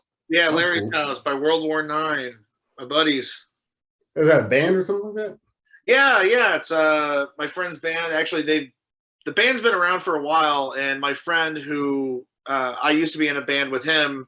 I used to play drums in this band called Citizen Blast Cane, or CBK for short. Okay. And he was the vocalist since the beginning. I was one of the drummers in a Rolodex of drummers that had played for them. And once CBK ended, there was a while where my friend Johnny, he didn't have a band, and this band from Brooklyn were like, "Hey, we really like you. You want to be, our fucking lead singer?" And I think they've been a great mix. They're a good bunch of dudes. Mm. Like, just meeting them, they've been super nice. There's some of those older musicians that you meet that are they're kind of assholes, and you're just like, dude, I just saw you in a bar. Why are you acting like you're better than me? You know what I mean? And you don't get that vibe at all with these guys. That's good. But yeah, with that video, I co-directed it and I shot it with my buddy. He gave me a whole outline of ideas, and I just went over them, listened to the song, and tried to play off of whatever he had as far as ideas were concerned. I'm glad that I haven't heard any complaints as far as there are certain things that I was adding where my friend was like, I don't know how people are going to react to this. This might be a little too much, because he even had a history. He's had a history of something like that, where like the former band, the other guy who had been there since the beginning, the guitarist, some fans of CBK decided to make a music video for a song they liked. And the music video is literally just dudes skateboarding under an overpass that was probably Philadelphia. And like, I think they were like cutting their dicks off or something like ridiculous. Yeah. And I remember seeing it and thinking it was funny as hell. And then just hearing like, oh no, this guy does not like that at all. And he's going to ask for them to cease and desist and take it off and all this shit. I'm just like, damn, they went through all that trouble to make the fucking video. I mean, like, that's a fan, As a fan, it's not like you paid him or anything, but and it's not like you are like a huge name. No offense, but it's not like sure. No one's making money off of this, is what I'm trying to say. So yeah, I get kind of like protecting the brand, but at the same time, it's like, I don't know. There's a middle ground. Yeah. But yeah, no, I'm really glad that all the ideas that I had pretty much stayed in. Like the baby stuff was my idea. I thought that was you. You thought that was me? Oh yeah, that was too obvious. Okay. I like the spaghetti. No, the spaghetti was a collaboration. Same thing with the communion wafers. I just found those in his in his pantry, and I'm like, why the fuck do you have this? He's like, I don't know. It's the body of Christ, baby. Someone just left all these goddamn wafers here, so I just put it in my ice cream.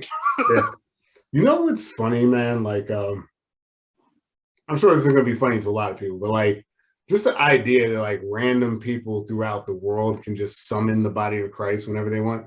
You know what I mean? It's like, here's some crackers, and like, it's also Jesus's body. It's like, this guy, and like, yeah, it's like, I'm in Guam. Jesus is here too. I don't know. I have a piece of Wonder Bread. Can you bless it so I can have the body of Christ? Because that's all you really need to do. Yeah, I'm sure that's controversial, but like, I just find that concept kind of hilarious. Yeah, especially considering like. I mean, what's stopping people from blessing the Nile River, even though it's polluted as fuck? Maybe it'd help. Yeah, this river's so polluted. It's so polluted. How polluted is it? Yeah, that's hilarious, man. But no, man, I thought the video was cool. I'm glad that your stuff kept in. I'm glad you're keeping creative, man. I've been trying to do some more stuff. Like I got this guitar. I'm trying to learn how to play a little bit. I got some like um software tutorial shit. I'm probably gonna have to sit down for real human at some point and Yeah, hammer some shit out. But like in the that's great. meantime, What kind of guitar? Because honestly, I really wish I bought a bass in like last March because I would have played the shit out of it. man, I wish I bought a bass. That would have been more fun. I got like this the Epiphone. I got some acoustic shit because I heard it's harder to learn acoustic. So I was like, let me at least try to like play something a little more difficult and maybe I could scale up a little bit. Yeah, But it's a decent mid-range guitar. I plateaued a while ago trying to teach myself without any supplements, and I'm like, all right, I need to get on like a schedule. That's how I learn how to do shit. I gotta like here's the lesson, here's the exercise, this is what you're doing today, I feel you, dude. That's the same way with me. I just like what was it? Like the whole weekend, I had just been like getting shit together so I could change my brake pads and my girlfriend's brake pads, and then like took 4 days for me to get everything all together. But once I got it all together, it took one morning, and I fucking boom changed like four nice. fucking. I was a little impressed by myself. I'm like, I'm not a mechanic, but this she's driving around and not dying, so yay! Yeah, I yeah. everything working. People be surprised how much you could actually do yourself. Like a Yeah, lot of times I just kind of like punt and I'm like, all right, someone else is gonna have to handle this. But no, it's good to learn different shit. And like I keep throwing out this concept. I think that in some ways, as horrific as this pandemic has been, um, losing the commute and having some extra time, like I've gotten into different things that like, you know, weren't in my wheelhouse. And I think that in some ways, I think we're in a bit of a renaissance. Like one of my favorite old books is the Decameron, and it's like a bunch of people in like Italy locked down for like 100 days waiting for the Black Plague to go by, and they tell each other fucked up stories. And I'm like, yeah, I feel like it's kind of like what we're doing right now. Like the Tiger King was our opening salvo. yeah, it's kind of like that. Like I'm glad to hear that you've been doing the stand up thing again. Me, I've had to take a break. I have asthma, and like a lot of people have gained weight. So right now I'm just trying not to fuck with it. Yeah, no, I hear you. I mean, there was a period where it looked like things were opening up, and I was trying to go back and try to, get rid of some of the rust that I developed. And then I'm like, no, this is getting too risky. There's too many people not giving a fuck. No, I respect that for sure. So I was like, all right, I gotta go back in. But then I had a roommate that was constantly going out. Yeah, it's because somehow people get this idea in their head where it's like, oh, there's no competition in this pandemic. I'm gonna go out there and do it. But there's not a whole lot of people for you to perform with. That's great. You keep your muscles working, but like, yeah. I know I'm rusty, but I'm very confident in myself that when things are properly back to normal, I will get my gigs back, no problem. Totally. Like this couldn't, I don't know about you, but this couldn't have come at a worse point for me because I had just won a few. I think it was like 2 times I had won it, like at Raise the Bar. Yeah. I was starting to get booked on certain shows. And then, and so I'm like, oh, things are starting to fucking turn up Millhouse. Boom. Yeah. It's fucking just like a sack of shit. And this is after struggling with self-confidence and depression to be like, no, I am a comic. I could fucking do this. I'm gonna make something of myself. Now fuck you. Yeah.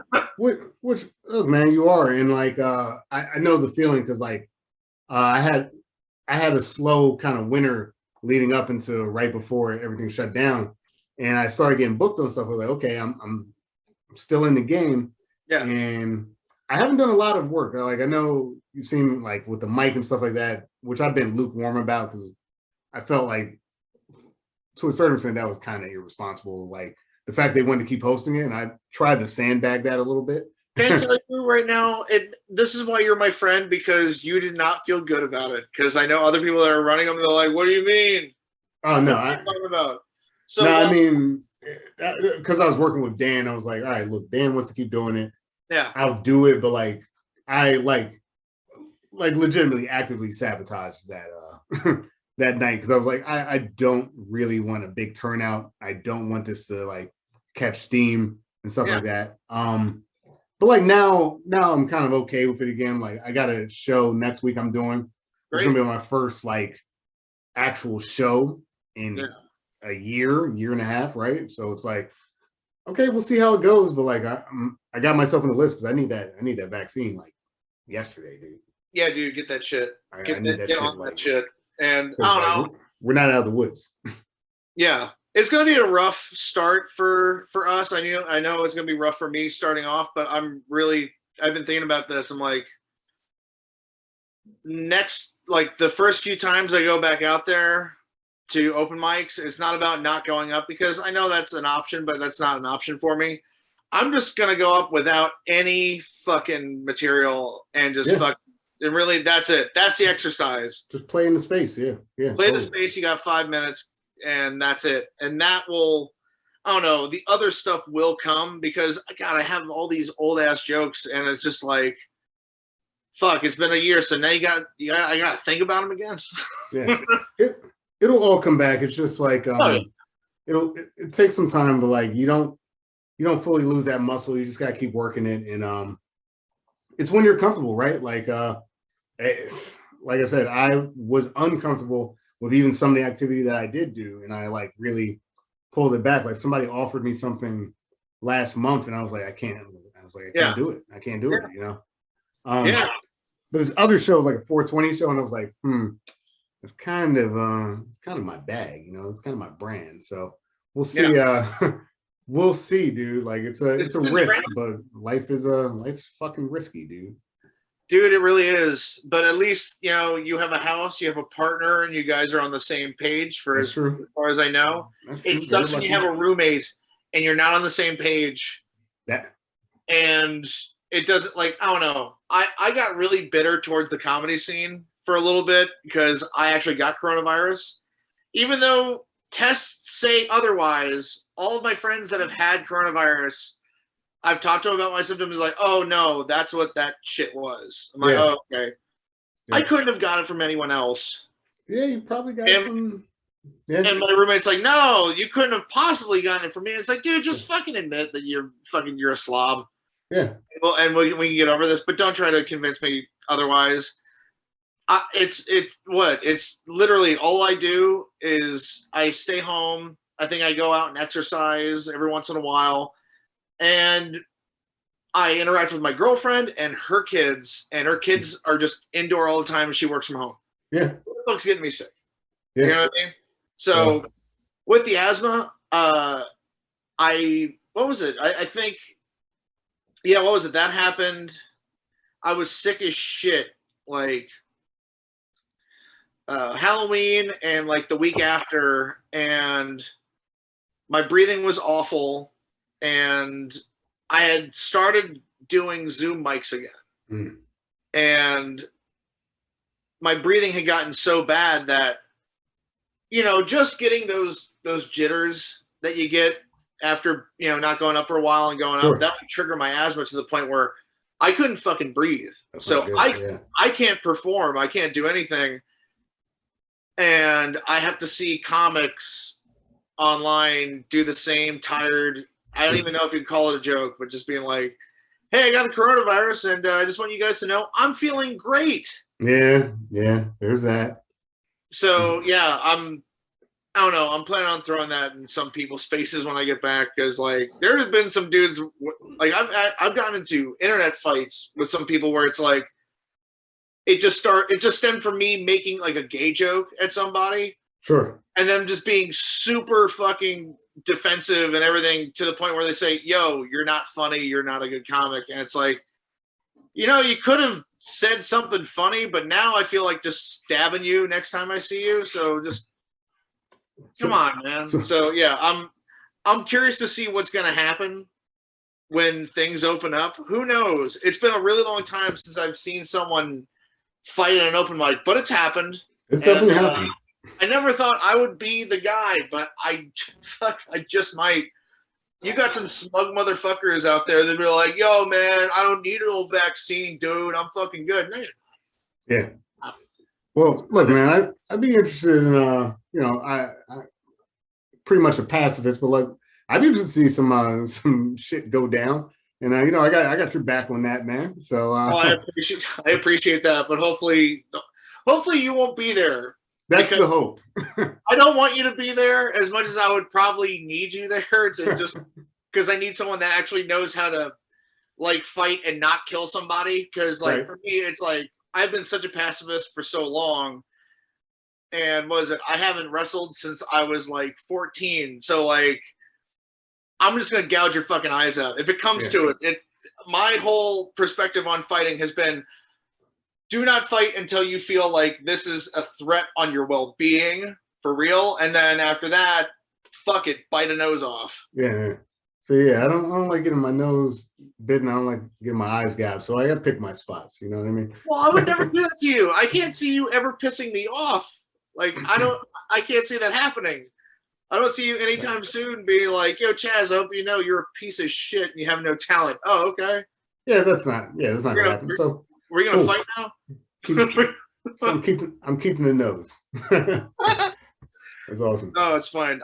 I've almost seen Farley get into a few scraps at Yeah, that's true. I've been around for some of those, and like I'm usually kind of like the voice of reason that, but there was a situation maybe a few months back where we happened to be out somewhere, and some guy was just giving him a hard time, and like it was like out and about at like some bar, and the guy was like, "Oh, you're a comic, tell me a joke, blah blah." He's trying to like one up him in front of some chicks or something like that, and I was like, you know what, dude? He said he doesn't want to fucking talk about it right now, you know? And like here I am, my small self, and I'm just like, dude, if you don't have anything, basically, if you don't have anything nice to say, shut the fuck up. It was kind of the whole point of that. And I do have I try not to, but I do have a mean streak that most people will never see.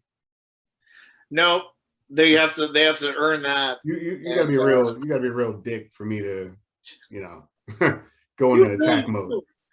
You really do, and I would hate to be on the receiving end of an ass kicking from you. Yeah, well, it's never gonna happen, so don't worry about it. It's never gonna happen. Who knows, man? Who knows? Maybe I get fucking abducted and swapped out with Earth 2 me.